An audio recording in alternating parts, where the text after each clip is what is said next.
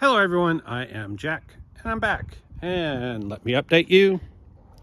If you watched my time-lapse video, you know that I put on several layers of body filler on top of this, and when you get to this stage it is nothing but put on body filler as best as you can and then sand it smooth, and look at the low spots, put on body filler again, sand it down.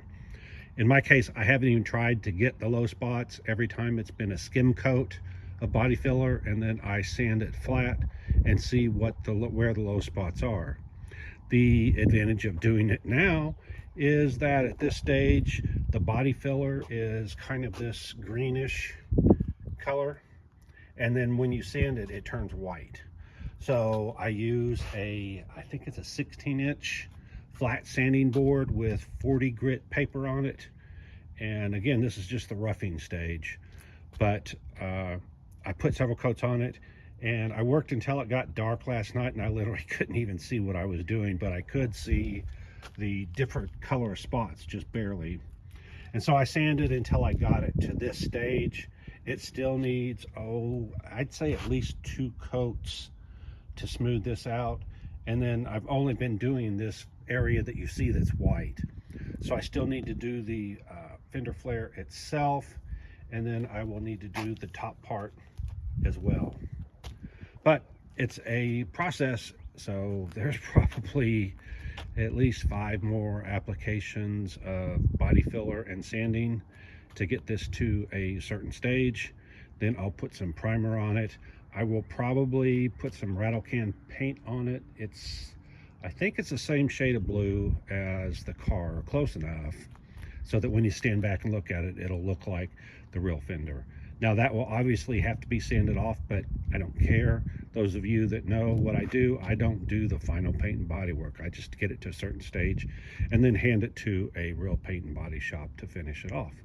So my goal is just to get it roughed in and get it close enough. The reason I do this is the first car I designed and built, I got it to where I thought it was a rough stage, and it was a rough stage.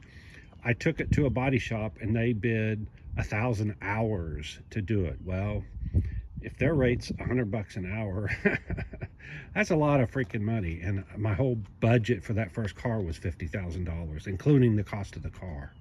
So that put it out of the price range. So I used to be a mechanic, and I know when I didn't want to work on something and somebody brought it in, I'd just give them some outrageous number, and usually they'd go off and go somewhere else. So I assumed that's what they were doing until I took it to a second shop and didn't tell them what the first shop bid, and they also bid 1,000 hours to finish it.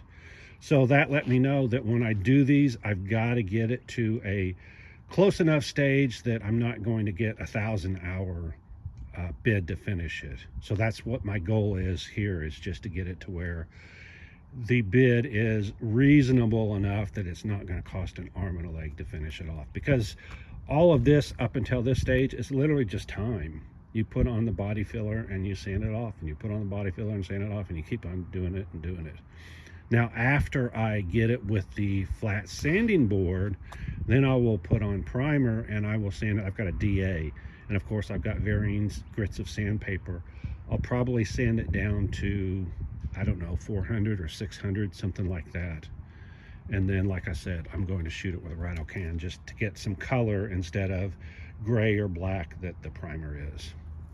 All right, that's all I've got right now. I was gonna work on it. It's a dreary day. I might take a day off for once. So anyway, I'll let you know when I get back to it.